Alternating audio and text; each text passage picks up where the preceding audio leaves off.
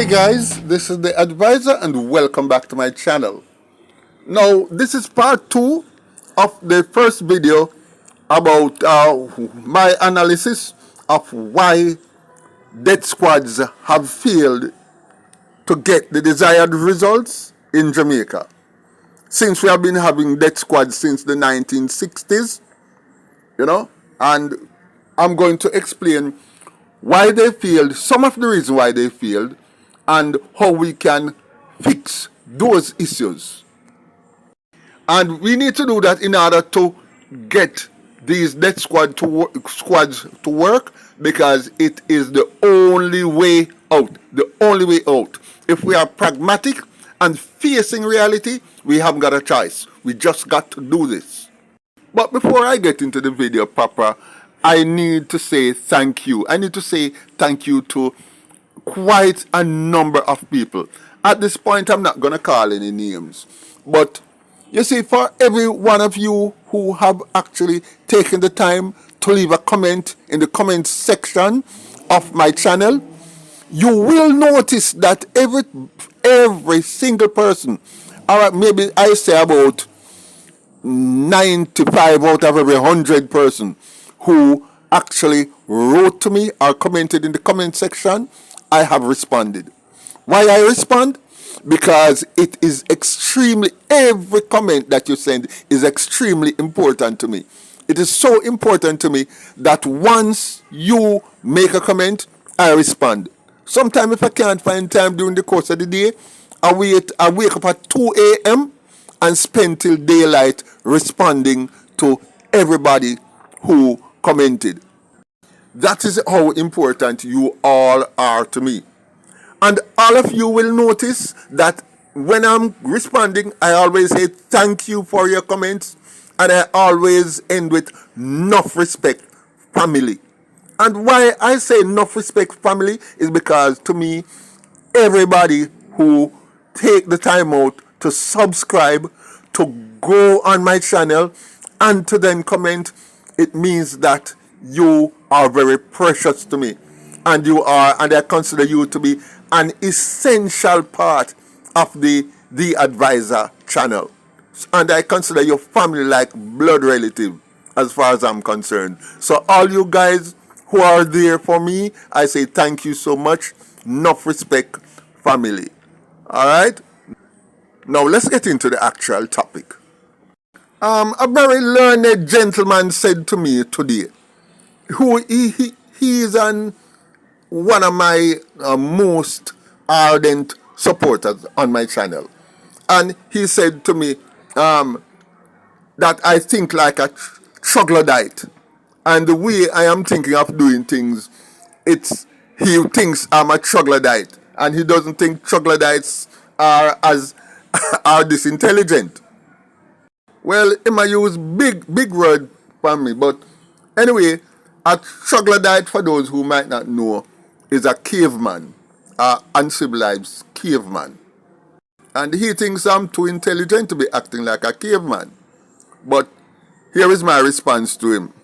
We need to have a reference point for what's going on, and we need to stick to it, because he feels that it is too drastic to simply dirt people at 2 a.m. I make him know that those are not people. People act civilized. People doesn't act like monsters. Being human is not simply about how you look or how you manifest. It's about your actions and your behavior, your outlook, and how your thought process works. That's all a part of that composite manifestation that makes you human. From him hear me say that, him don't bother going to the human rights argument, because from I say that I knock that down. Anyway, for him and those of you who think differently, the first thing I want to say is you have to pick a side. You have to have a reference point of how you're doing this. And here are my points of reference. Who am I trying to protect? I am trying to protect Denique Salmon. Denise Salmon is with us no more. But she could have been protected if we had been kicking off doors of things like these and dirting them at 2 a.m. We have to pick a side. We have to pick a side. We can't just be staying in the middle and not knowing where we stand. Which side are you on? And without any question, I pick the side of Denise Salmon and every other little girl who runs the risk of not going to adulthood. I take the side of every defenseless person in this country who can get dirted by these monsters any day, anytime, anywhere. So I'm taking a side. And here's the rationale behind it. The court system is full and overflowing and therefore unable to function effectively. Because of that, there are very serious delays. It is now surpassed its critical mass. And when I say critical mass, a critical mass is that point where the minimum amount of facilities available, it is overwhelmed by having over the maximum amount of things to deal with it. Well, we have reached that point of critical mass where the police are overworked and they are overwhelmed by the number of murders.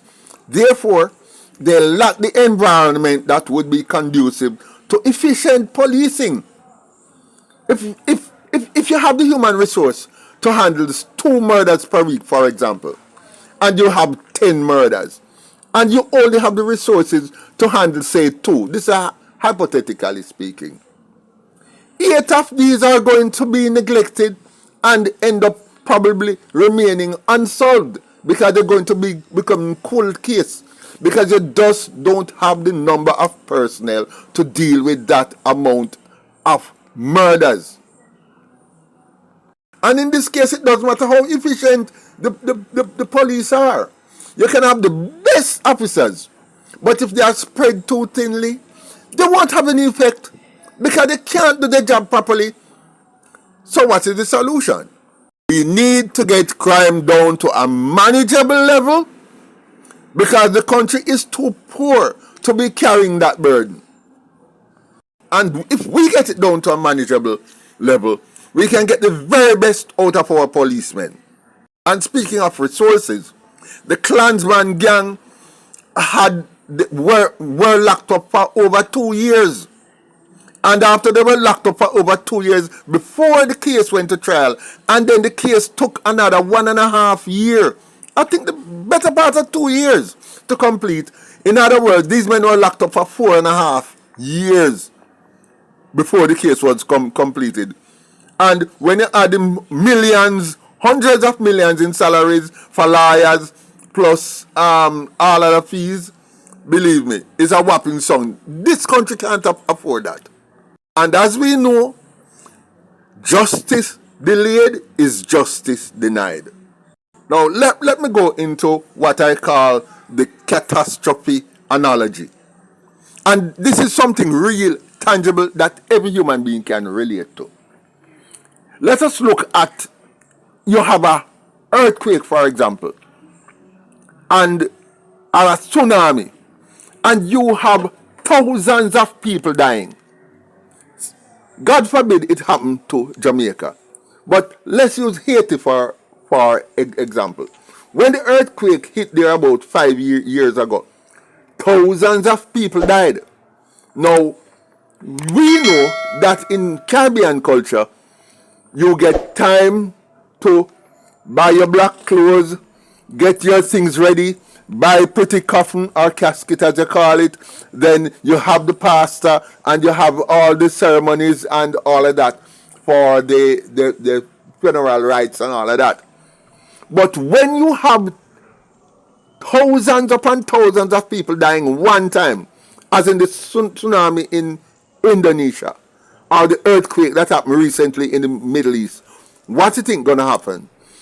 All the rites that you have, RITES, that you used to perform, you have to abandon those. You have to abandon every known principle that has to do with funerary rites. Reason being, if you do not do that and you keep everybody and wait to have all the performing rights that is normally done, you're gonna have pandemic, you're gonna have rotting bodies causing diseases, becoming a public affront to everybody who is alive, and that couldn't work. So what you have to do, you have to abandon everything that you ever knew, because in 48 hours these bodies will start to rot. What you have to do, get bulldozers, bulldoze a big trench, throw all the bodies in there, cover them up, say a Hail Mary or a Allah Akbar, and walk away. It's about the situation. In the catastrophe analogy, you have to do what you have to do at a given time due to circumstances. Circumstances alter cases, as we say here in Jamaica. And we need to apply that same catastrophe analogy mindset to the criminal situation that's going on here in Jamaica. The only way that this country can get back to a degree of normalcy is by just getting rid of the gunmen unceremoniously. Just as unceremoniously as how we have to just dig a big trench with an excavator and just dump dozens or thousands of bodies in there, say to Hail Mary, throw 2 flowers if possible, and walk away. That is just what you're gonna have to do in this situation. Just bring the situation back to normalcy so you can protect the people who are still alive and who are valuable and necessary for a continued society.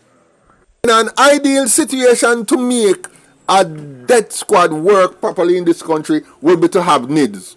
Because if NIDS was around, we could track every single person much more efficiently. And nobody couldn't say, I know them or them never there at point A or point B. But lacking NIDS, here is what we can do.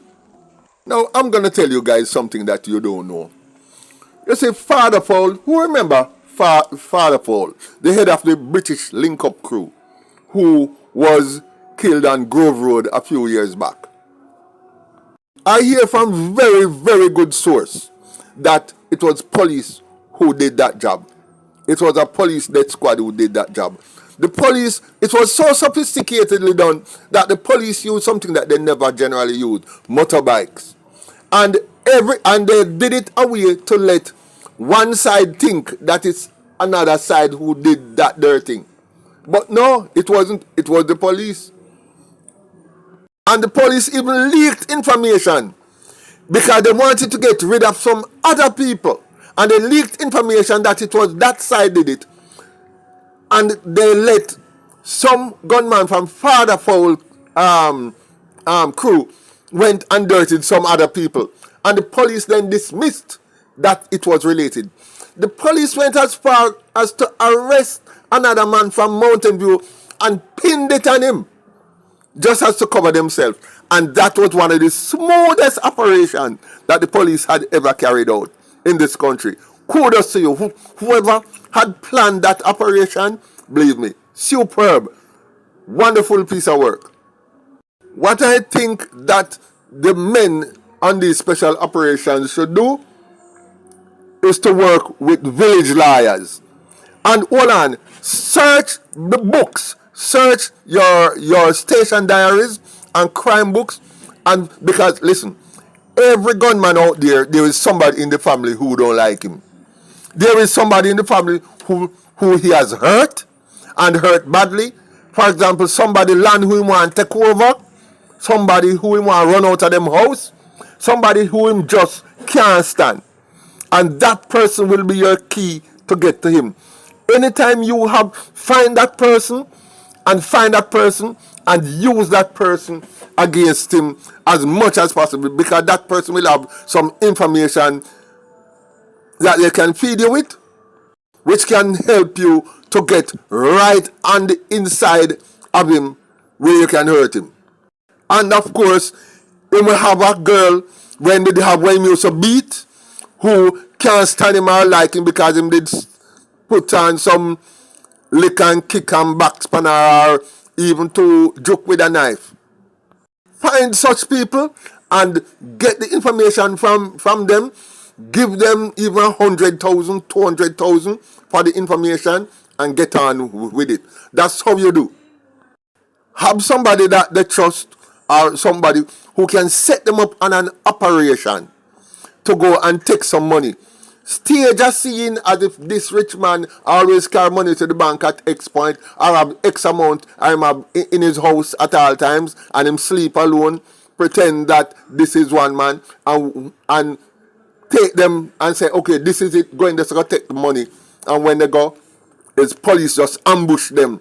You can set this up anyway. There's 1,000,001 way to lure them out with money, with hope of money, and then dirt them when they come out to commit the robbery. Because when they come out, it will be the police waiting on them and dirt them. Easy.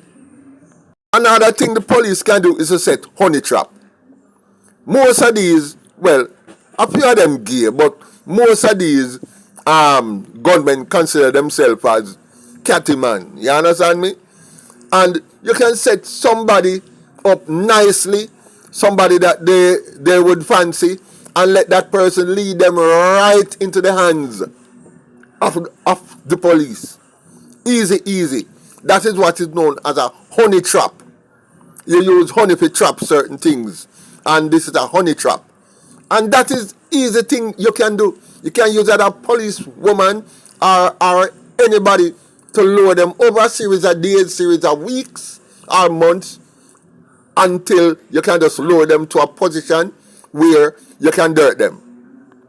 And you can simply pay another gunman from the other crew to dirt this one. Simple as that, it can be done. There are so many sophisticated ways of getting this done that I don't see we should have a problem having all of them walking the street.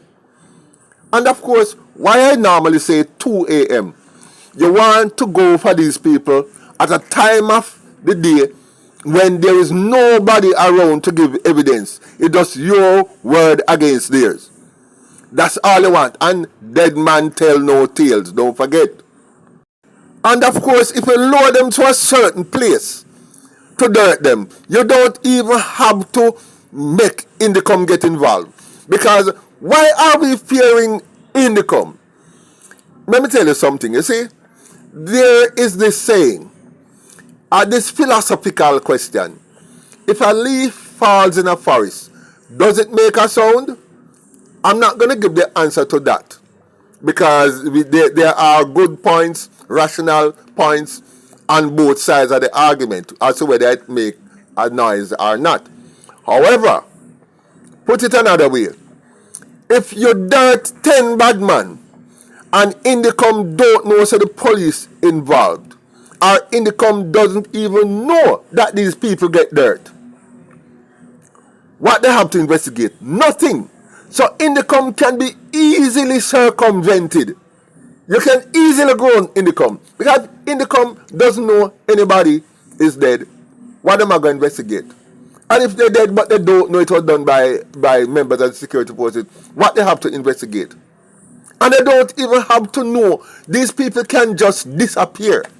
I mean, there is too many sharks in the Caribbean Sea for crabs might be walking free, and for police to be wondering, how can we get these guys? Think about it. Too much sharks in the sea. I say no more. I am here. I am on the side of Danique, and that is the side I will remain. Guys, like, share, leave a comment below, and I look forward to seeing you in my next video.